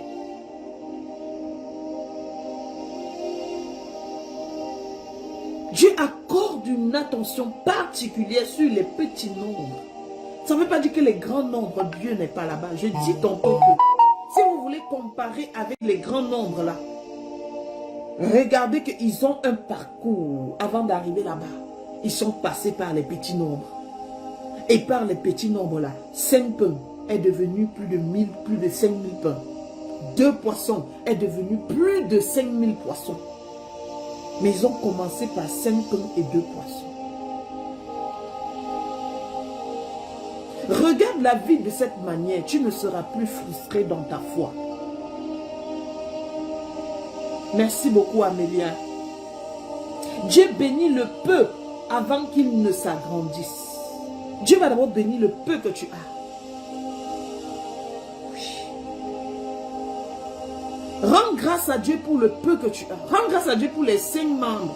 Rends grâce à Dieu pour les 5 followers. Rends grâce à Dieu pour les 5 connaissances. Rends grâce à Dieu pour le peu. C'est ce peu qui sera multiplié.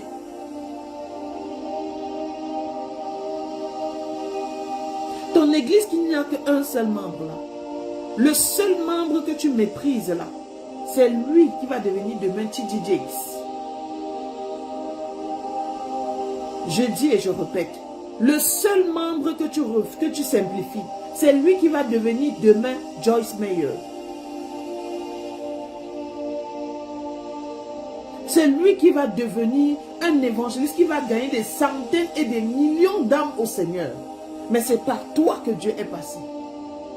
Le père spirituel de TD Jakes, il est ici à Columbus, dans une petite église qui a très peu de membres. Mais son fils spirituel, TD Jakes, il faut aller voir son église. Des centaines et des millions de personnes. Mais dans le calendrier de Dieu, c'est passé par toi qui avais 5 membres. Et donc la bénédiction qui est rattachée à sa vie va couler jusqu'à toi, ta vie. C'est comme ça. Investis-toi sur tes enfants. Demain, ce que tes enfants vont devenir, la bénédiction de cela va retomber sur toi. Le petit nombre devant Dieu. Jésus a marché avec 12 disciples sur toute la terre. Il n'était pas un adepte des membres, du nombre. Parce que là où même il y a le nombre, il y a beaucoup d'hypocrisie. Parce que ceux-là qui ont crié, crucifiez-le, crucifiez-le, c'est le nombre. C'est les mêmes personnes que Jésus a guéries. Ce sont les mêmes gens que Jésus a délivrés. Ce sont les mêmes gens pour qui il allait de lieu en lieu. Il les a donné le pain, il les a donné le poisson. Mais quand c'était le moment de choisir entre Jésus et Barnabas, ils ont choisi Barnabas. Ils ont rejeté Jésus. Ça, c'est le propre de l'homme. C'est-à-dire que même dans tes 100 membres que tu as, dans tes 150, dans tes 1000 là, tu vas voir qu'il y a seulement 2 qui sont fidèles à toi. Le reste là te regarde seulement.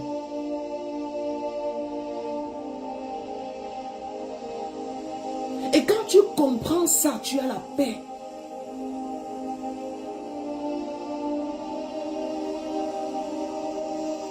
Tu as la paix. Il a marché avec 12 personnes. Même dans les 12, il y avait un traître. Ça veut dire que ceux même qui lui étaient fidèles étaient 11. Mais jusqu'à aujourd'hui, plus de 1000 ans après, on continue de parler d'eux. On continue de parler de ces 12. Ils ont marqué leur temps. Ce n'est pas le nombre qui compte pour Dieu. C'est la révélation, c'est le cœur, c'est la détermination. La Bible dit que quand ils se retrouvaient dans un endroit et qu'ils priaient, la terre tremblait. Parce qu'ils étaient tous d'un commun accord. Quand je vous dis que la parole dit que lorsque deux s'assemblent pour une cause, Dieu répond. C'est la vérité. Le souci, c'est que quand vous allez vous attraper les mains pour prier, là, parmi vous, il y en a qui récitent seulement, ils ne croient rien de tout ce que tu dis. Parmi vous, il y en a qui prient seulement, mais leur vie ne reflète en rien la foi. C'est ça qui vient toujours mélanger les choses. Mais quand tous sont d'un commun accord, quand tous sont passionnés, ont le même désir, la même soif, la même foi, la même détermination, bien aimé, rien ne vous sera impossible. Ils sont arrivés à un niveau où quand Pierre passait, son ombre guérissait les gens. Son ombre. Parce qu'ils étaient tous d'un commun accord. Ça veut dire que les 120 qui ont été dans la chambre haute, les 120 ont reçu le baptême de feu. Il n'y a pas une personne qui a été épargnée. Tous ont reçu le baptême de feu.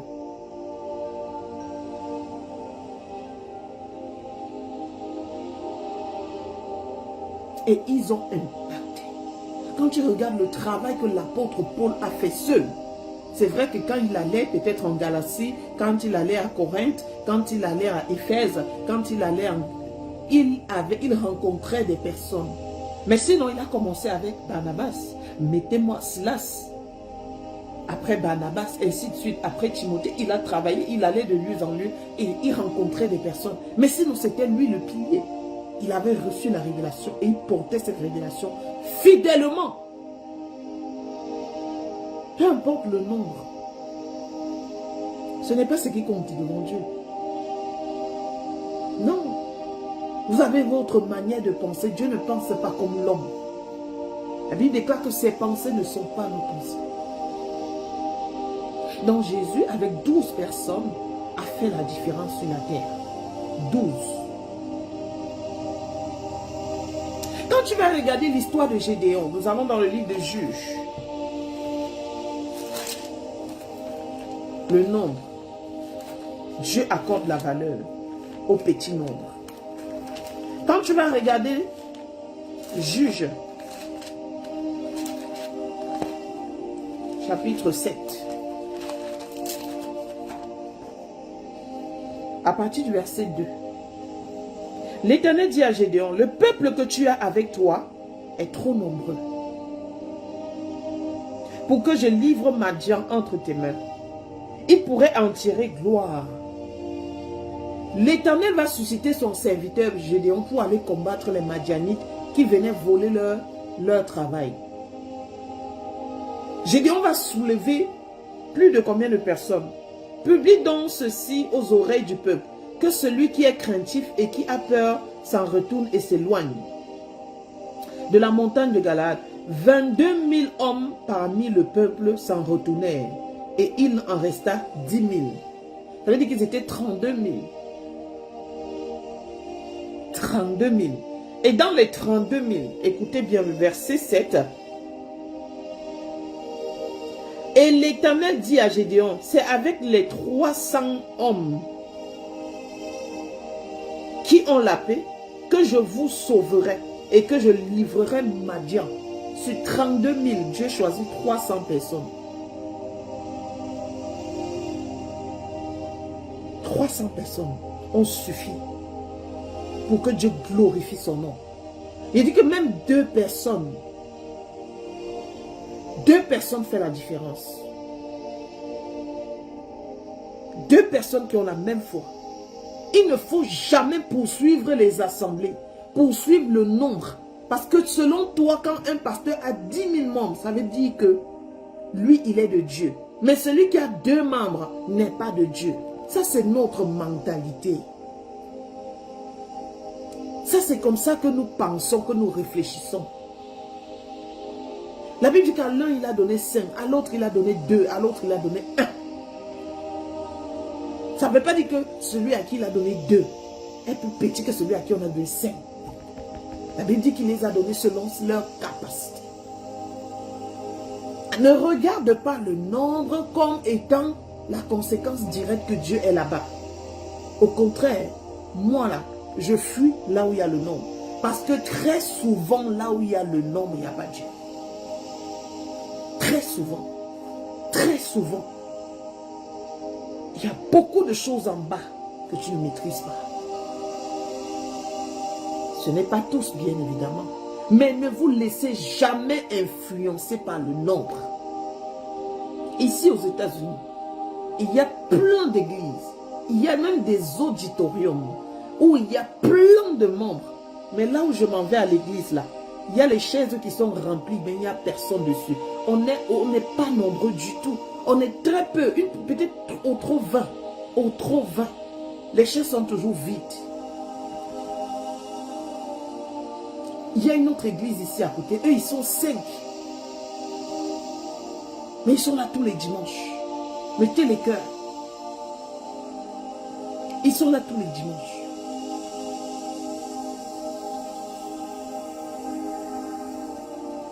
Ne poursuis pas la foule. Jésus n'est généralement pas où il y a la foule. Non.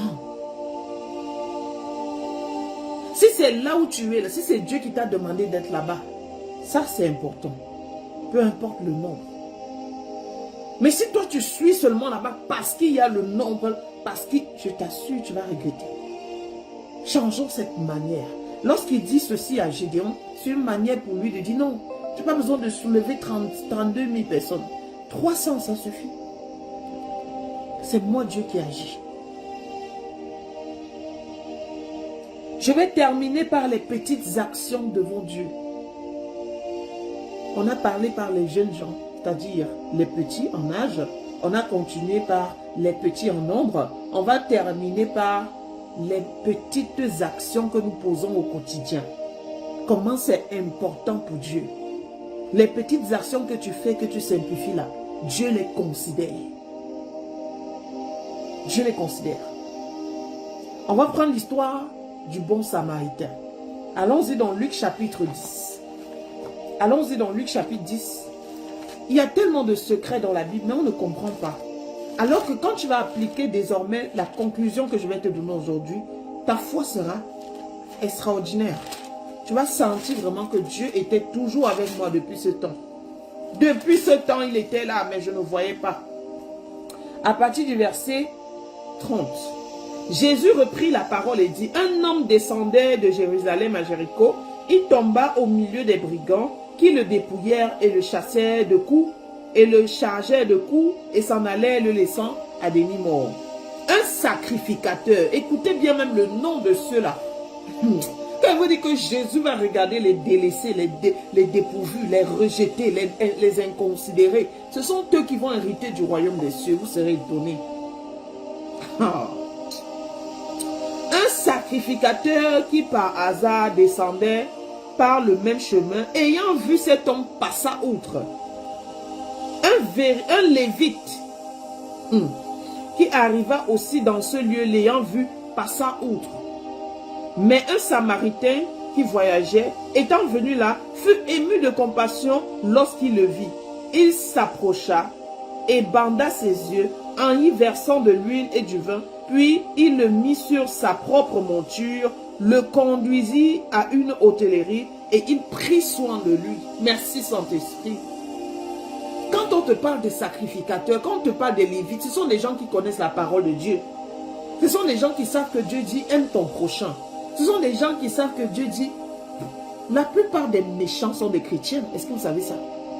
Les gens qui ne pardonnent jamais, ils ont toujours des blessures de l'âme, des blessures internes. Ils font tellement du mal que tu te demandes que c'est un chrétien ici là. Ils font plus de mal même que les païens. On dit qu'un sacrificateur, après on dit qu'un lévite, c'est-à-dire que ceux-là que Dieu a choisis pour offrir à l'Éternel des holocaustes, des actions de grâce pour le peuple d'Israël. Ce sont eux qui ont vu cet homme qui mourait. Ils sont passés outre. Et peut-être qu'ils allaient à l'église. Ils allaient prier Dieu. Ils ont traversé cet homme qui mourait, qui gisait sûrement dans son sang. Tu te lèves à la maison, tu ne rationnes pas, tu dis que tu t'en vas à l'église, donner la dîme, donner l'offrande. Avant d'aller donner la dîme et l'offrande, donne la ration à ta femme. Tu te lèves tous les jours, tu dis que tu as des problèmes au travail, on a coupé ton salaire, on ne te paye pas. Alors que c'est toi qui as 2-3 copines dehors, à qui tu envoies régulièrement les 50 000 et les 100 000. Et tu te dis chrétien, le dimanche te voilà habillé, sapé avec ta veste, tu prends ta femme, les enfants, vous êtes à l'église. Et vous croyez que Dieu ne voit pas? Il voit. Il voit.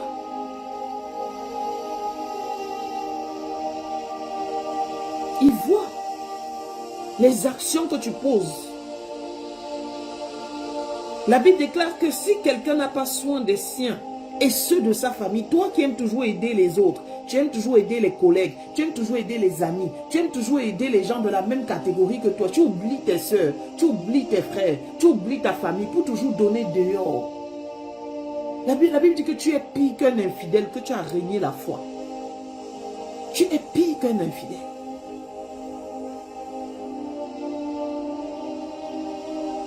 Voilà le sacrificateur et le lévite qui sautent sur ce samaritain pour aller je ne sais où. Mais c'est ce bon samaritain qui a pris soin de cet homme. qui a même laissé sa place à cet homme. Et c'est ce Samaritain qui va hériter du royaume. Cependant, le Lévite qui a passé son temps dans l'église, qui a passé son temps à offrir des sacrifices, qui a passé son temps à prier, à avoir l'apparence de la sainteté, en s'habillant en longue robe, en couvrant sa tête, pour exprimer comment il est sent à l'intérieur. Ils sont toujours en train de porter les habits blancs. Ils sont toujours en train de se comporter avec tellement d'allure. Quand tu les vois, tu dis, oh voilà Dieu. Mais dans le cœur, c'est la haine, la colère, la méchanceté, la sorcellerie, la jalousie, l'hypocrisie, les complots, les meurtres, l'envie, l'ivrognerie, l'infidélité, l'impudicité, la masturbation. Et c'est avec ces mêmes mains de masturbation qu'ils viennent vous imposer les mains. Et quand ces gens vous imposent les mains à l'église, toi qui n'étais pas impudique, tu commences à avoir des pensées impudiques. Parce que quand ils t'imposent ces mains d'impudicité là, directement l'esprit d'impudicité entre en toi. Subitement, tu as envie de tromper ton mari, tu as envie de tromper ta femme. Tu te demandes que ça sort d'où, alors que c'est ton pasteur qui t'a imposé ça.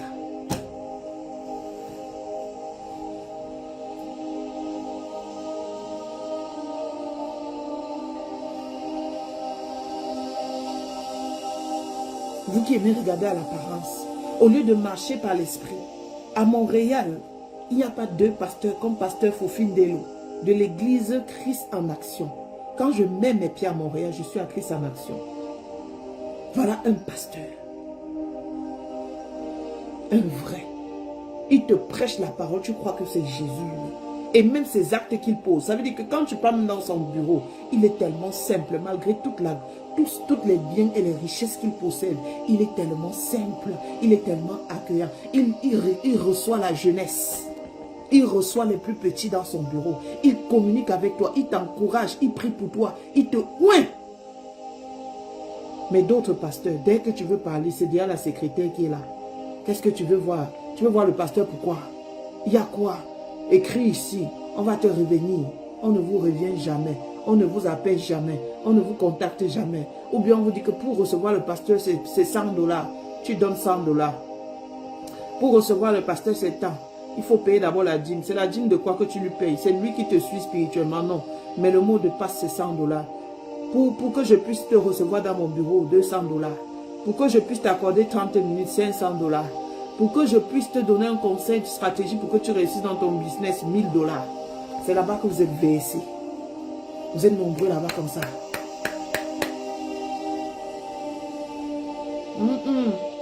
Faites attention.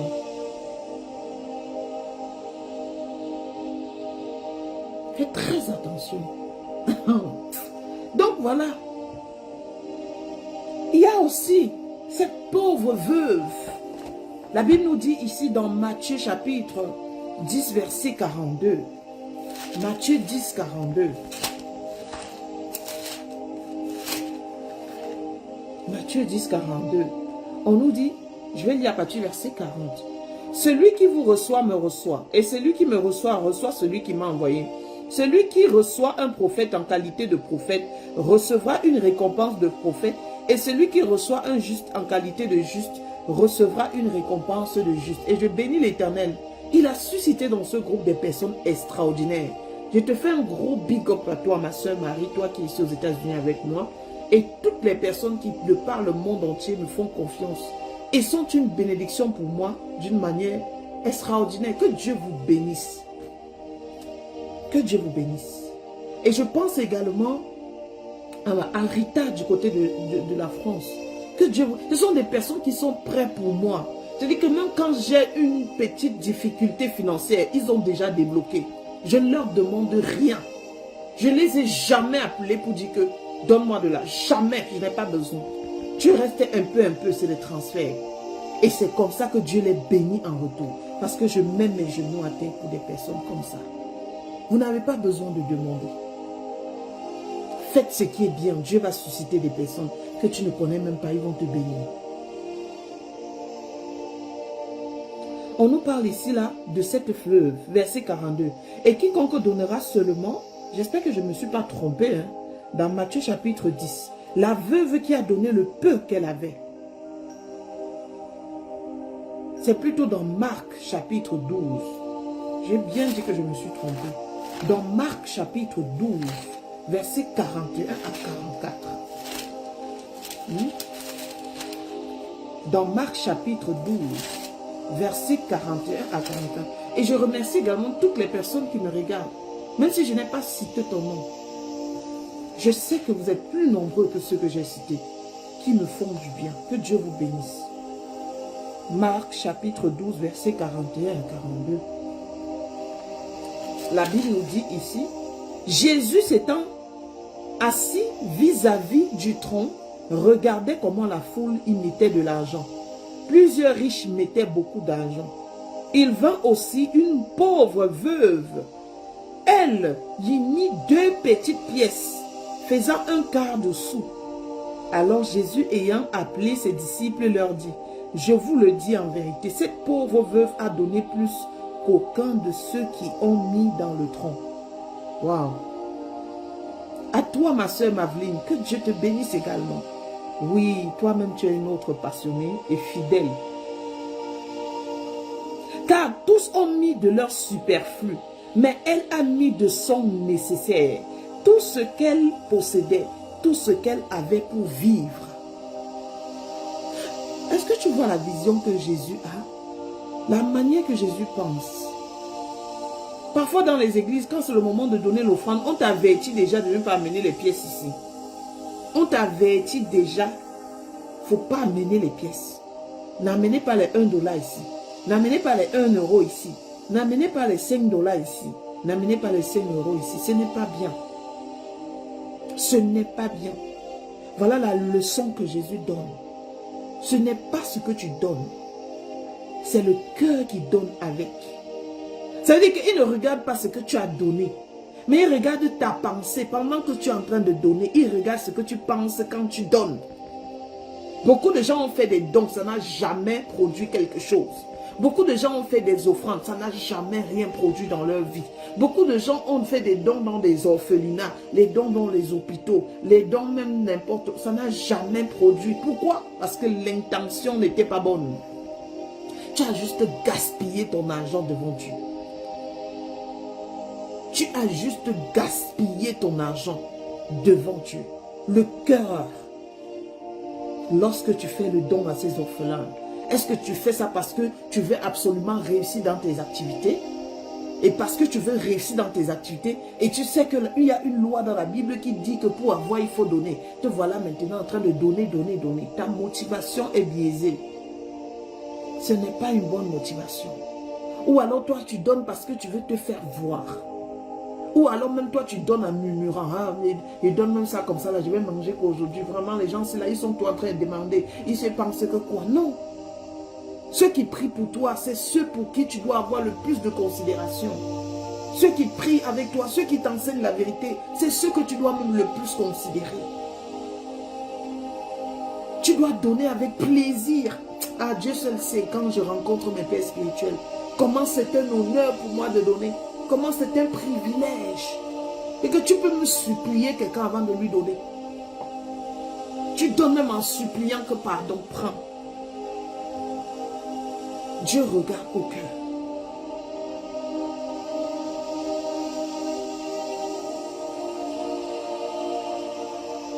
Ce n'est pas combien j'ai donné.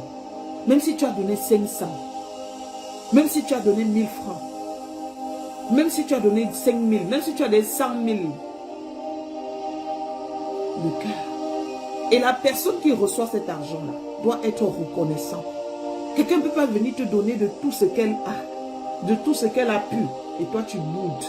Tu es maudit. Voilà comment le Seigneur dit que cette veuve, avant elle, il y a des gens qui sont venus donner. Mais Dieu a regardé tous ceux qui ont donné. Il dit que de eux tous là, de tous ceux qui ont donné là, c'est la veuve là qui a donné bien. C'est son offrande que j'agrée.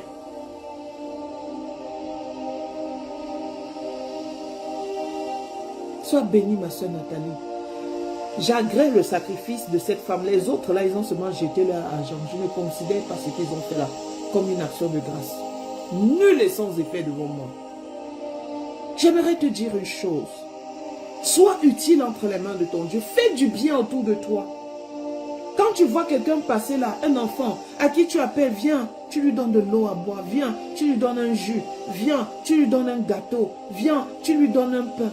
Ça marque le cœur de Dieu à une dimension que tu ne peux pas imaginer.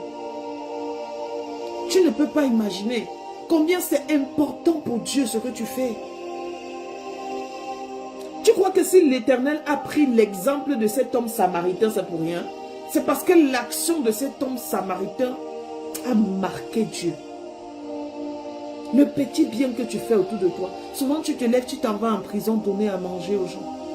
On ne t'a rien demandé. Hein? Tu dis seulement comme ça spontanément, je vais aider quelqu'un. Je vais soutenir quelqu'un dans la famille. Je vais encourager quelqu'un. L'eau que tu donnes, la manger que tu donnes, le jus que tu donnes, la prière même que tu fais pour tous les petites actions là, c'est ça que Dieu aime.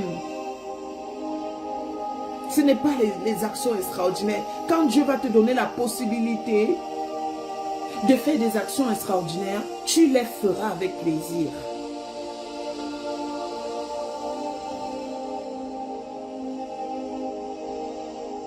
Les petites actions marquent le cœur de Dieu. La veuve, elle a marqué le cœur de Dieu.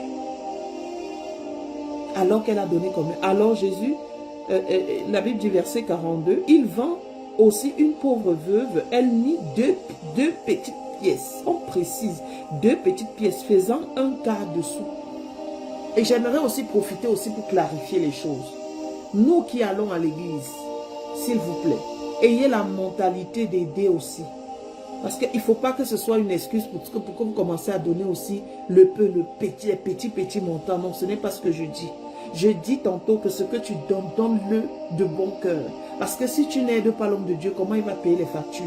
Comment il va payer la chaise où tu t'assois? L'eau, comme quand tu vas aux toilettes à l'église, l'électricité qu'il utilise pour prêcher la parole, le loyer de là où il est. Tu vois aussi que quand tu donnes, tu dois aussi considérer ça. Donc je ne suis pas en train de vous pousser à ne pas donner dans vos églises. Non. Mais quand tu donnes, donne-le de bon cœur. Donne selon les capacités que Jésus te donne. Et que personne ne t'oblige à donner quoi que ce soit. Ça veut dire que quand tu sors de l'église, le matin de chez toi, et que tu t'en vas à l'église, si tu as prévu que je vais donner 10 000, quel que soit ce qu'on va dire là-bas à l'église, quelles que soient les actions, quel que soit ce qu'on va faire, tu donnes tes 10 000, tu sors. Parce que parfois tu peux donner 10 000, tu te retrouves à te promettre que tu vas donner 100 000. Parce qu'il y a une autre... On dit que non, promettez même si demain vous allez apporter. Donne ce que tu as prévu. On ne t'influence pas pour donner. Ce que tu as prévu de déposer, c'est ça que tu déposes. Tu as déjà fait ta prière avant. Tu dis, Seigneur, merci de recevoir mon action de grâce. Ne pas faire des promesses là-bas, après tu ne respectes pas. On a prêché quelque chose, on a lancé une levée de fonds. Toi, tu ne t'es pas préparé, te voilà en train de prendre les engagements à l'église, après tu ne respectes pas. Après, tu te retrouves bloqué. Et c'est comme ça que les malédictions commencent. Non. Fais ce que tu peux. Ne te laisse pas influencer.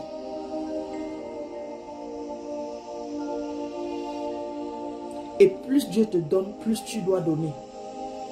Ça veut dire que si tu constates qu'il y a une amélioration dans tes finances, alors améliore ton don. Plus Dieu te donne, plus tu... Et ce genre de personne, je vous dis, je vous redis, ce genre de personne ne dormira jamais sans manger. Je vous le dis. Ce genre de personne, ce sont les petites actions qui font la foi. Ce sont les petites œuvres que vous posez. C'est ça qui fait la foi. Dieu n'est pas dans autre chose que les petites choses que je t'explique aujourd'hui là. Fais ça, tu vas me dire ce qui va se passer dans tes finances. Les petites bonnes actions. Les enfants au quartier, les enfants dans la famille, quelqu'un est malade, tu aides. Tu mets tes petits 1000 francs, tes petits 2000. Tu ne manqueras jamais de nourriture.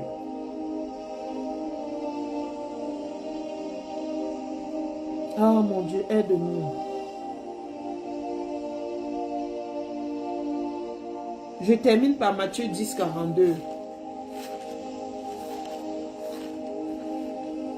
Alors il dit ici, quiconque donnera seulement un verre d'eau froide à l'un de ses petits, parce qu'il est mon disciple, je vous le dis en vérité, il ne perdra point de sa récompense. Le petit verre d'eau que tu donnes à la servante ou bien au serviteur de Dieu, il dit ici que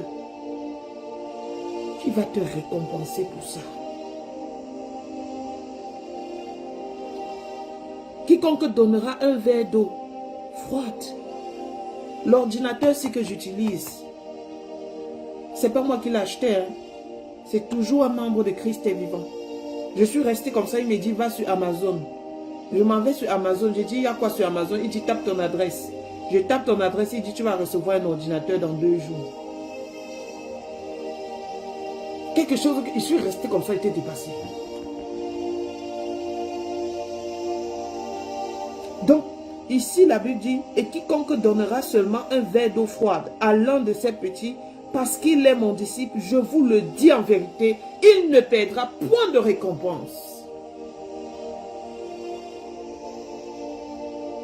Ce que tu peux, fais du bien autour de toi, en général. Même quand tu n'as pas, même parfois tu n'as pas. Mais quand Dieu voit comment tu es là, tu as tellement envie d'aider, il va susciter des opportunités. De ton temps, donner de ton argent, donner de ta prière. C'est beaucoup devant Dieu. C'est ça la foi chrétienne. C'est ça la volonté que Dieu cherche. C'est ça. Vivre ta foi, c'est ça. Oui, les petites actions, ça marque le cœur de Dieu. Mais quand tu regardes par exemple l'histoire du roi Salomon, la Bible déclare qu'il a offert 1000 bœufs en sacrifice. Il a offert 1000 bœufs parce qu'il avait. S'il n'avait pas au moins 10 000 bœufs, est-ce qu'il allait offrir 1000? S'il n'avait pas au moins 10 000, il allait offrir 1000? Non. Il a offert 1000 bœufs. Et la même nuit qu'il a offert ça, Dieu lui est apparu. Dieu lui est apparu et Dieu lui a parlé. Dieu lui a dit, demande-moi ce que tu veux. Demande-moi ce que tu veux.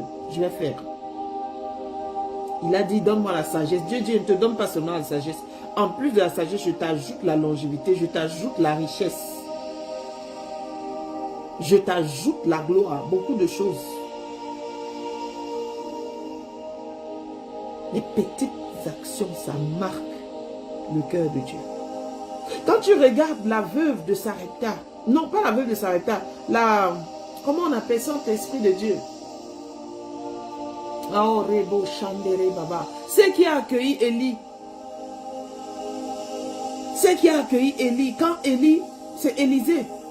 Quand Élisée passait tout le temps et donnait à Élisée à manger, la femme qui était stérile, c'est dans le livre des rois.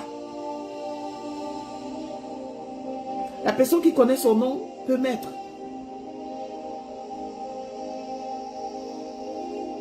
Je crois que c'est à Sarepta. À chaque fois que l'homme de Dieu passait, elle disait, viens manger.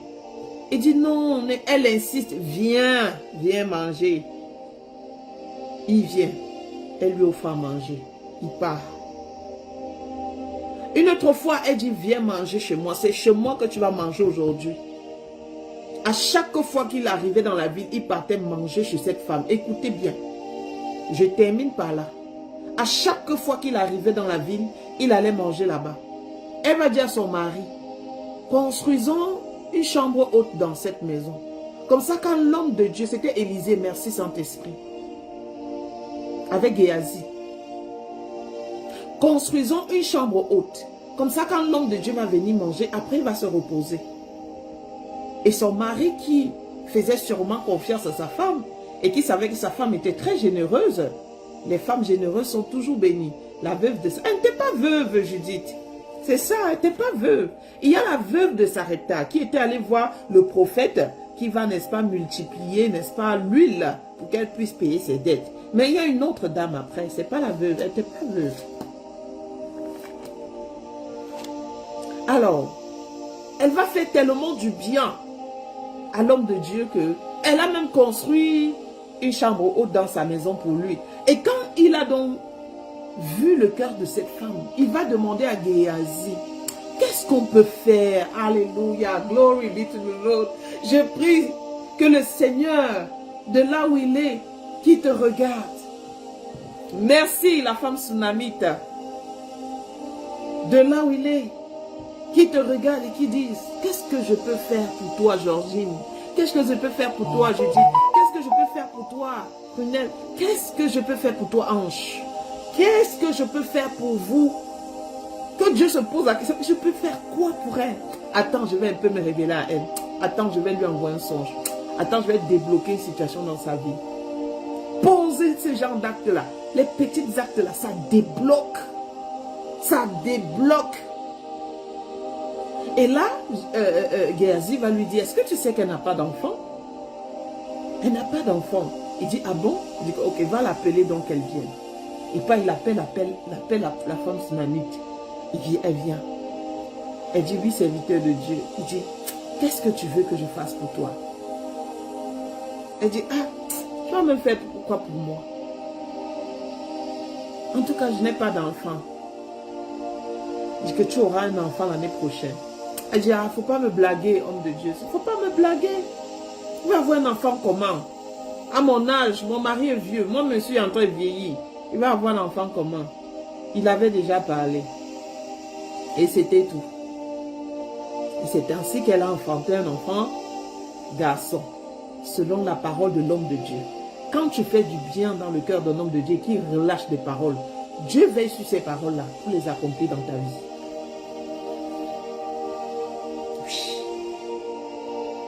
Dieu veille. Et c'est ainsi qu'elle a. Mais cet enfant va mourir après. Il va avoir un violent mal de tête et puis il va mourir. Elle va dire non, hein. Une femme de foi.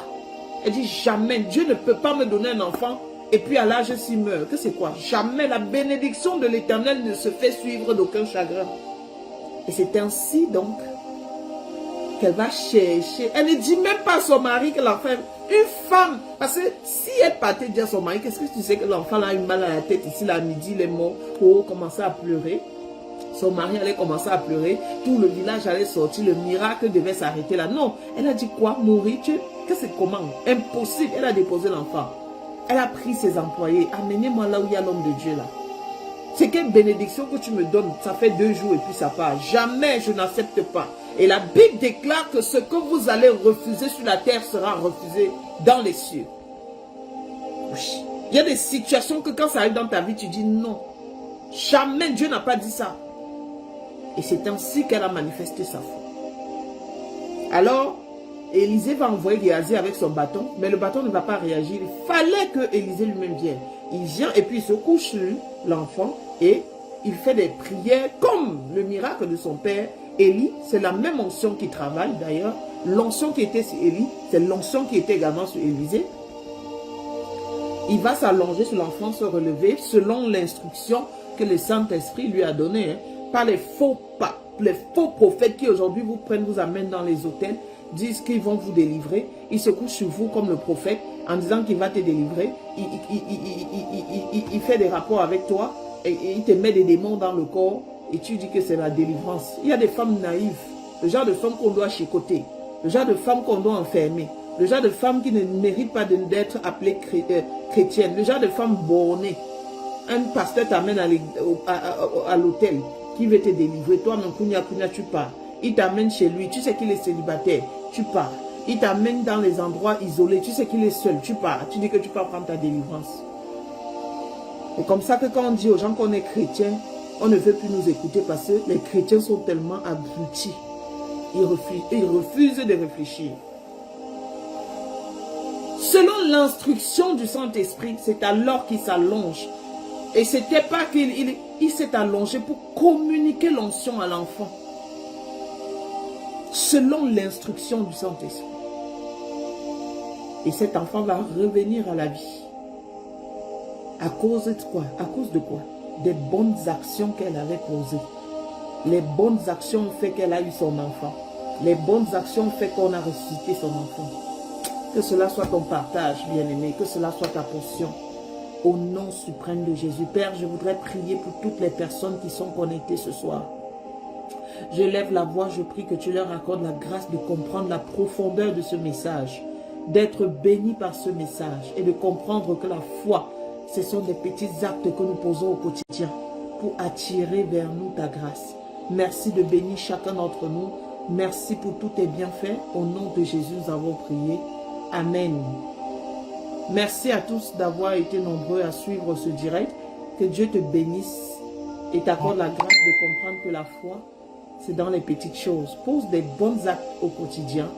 Quand l'Éternel envoie vers toi. Vous savez cette histoire-là, la Bible dit que ils sont arrivés au ciel. Jésus a dit, quand j'avais faim, tu m'as donné à manger.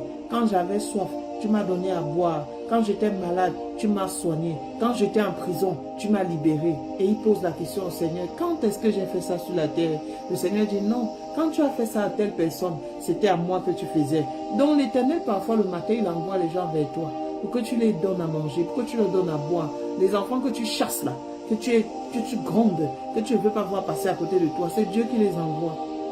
Et quand tu fais du bien à ces personnes-là, tu es en train de faire du bien à Dieu. Et tu seras étonné que devant lui, il va te dire, oui, le jour où tu as aidé telle personne, c'est moi qui avais envoyé la personne vers toi. Amen. C'est ça la foi chrétienne. C'est ça la foi chrétienne. Ce n'est pas deux choses. Ce n'est pas aller à l'église, non. Aller à l'église, c'est important, c'est nécessaire. Mais le cœur, les actes. Et ne vous minimisez plus jamais. Ne regardez plus les autres en disant que et moi, pourquoi moi non? La bénédiction là, ça a son deadline. Dieu a déjà tout établi. Persévère seulement dans la foi. Les choses vont avancer au fur et à mesure, avancer au fur et à mesure. Et tu vas voir que tu es en train de grandir, de grandir. Ton année prochaine ne sera pas comme ton année présente. Au fur et à mesure que les années passent, les choses changent dans ta vie. Les grâces que tu auras cette année, ce n'est pas les mêmes grâces que tu as eues l'année dernière. Il faut seulement persévérer. Il faut seulement persévérer. Accepte le processus par lequel tu es en train de passer. Loue Dieu pendant ce processus et tu sauras que Dieu a toujours été avec toi. Les petites bénédictions qu'il donne dans ta vie. Les petites, comme la sœur qui avait témoigné hier. Elle disait qu'elle s'est levée pour aller à un endroit, elle n'avait pas l'argent de transport. C'est ainsi qu'elle s'est retrouvée. Un taximan l'a portée, l'a déposée un peu plus en avant. Il a trouvé d'autres clients. Il a déposé la cliente en disant prends un autre taxi. Elle est descendue, elle a rencontré encore un motoman qui allait quelque part. Et finalement, elle s'est retrouvée chez elle sans payer 5 francs. Les petites actions comme ça, c'est Dieu. Mais comme toi, tu veux seulement que l'ange apparaisse dans ton rêve pour dire que je suis l'Éternel qui te bénit. C'est là que tu sauras que Dieu t'a visité. Non, Dieu te visite chaque jour. Dès que tu te lèves et que tu respires là, c'est parti, il t'a déjà béni. Le reste suit seulement. Sois reconnaissante. Sois reconnaissante. Sois reconnaissante. Les petites actions, petites bénédictions. Et si tu regardes, il n'y a aucune action. Merci pour la santé. Merci pour le souffle de vie. C'est beaucoup. Et quand tu vas faire ça, tu vas m'appeler pour témoigner. Ce que Dieu va faire dans ta vie, ça sera extraordinaire. Que Dieu te bénisse. On sera connecté encore par sa grâce vendredi à 15 h. Amen. Merci d'avoir été nombreux. On a fait 1h40 minutes. Merci, merci, merci encore et encore. Mon numéro de téléphone, c'est le +1 380 239 15 67. Pour tous ceux qui veulent donner leur vie à Christ, tous ceux qui n'ont pas de père spirituel ou de mère spirituelle, vous m'écrivez avec plaisir. Je vais vous suivre dans le groupe de Telegram. God bless you and bless your family. Thank you. Bye bye.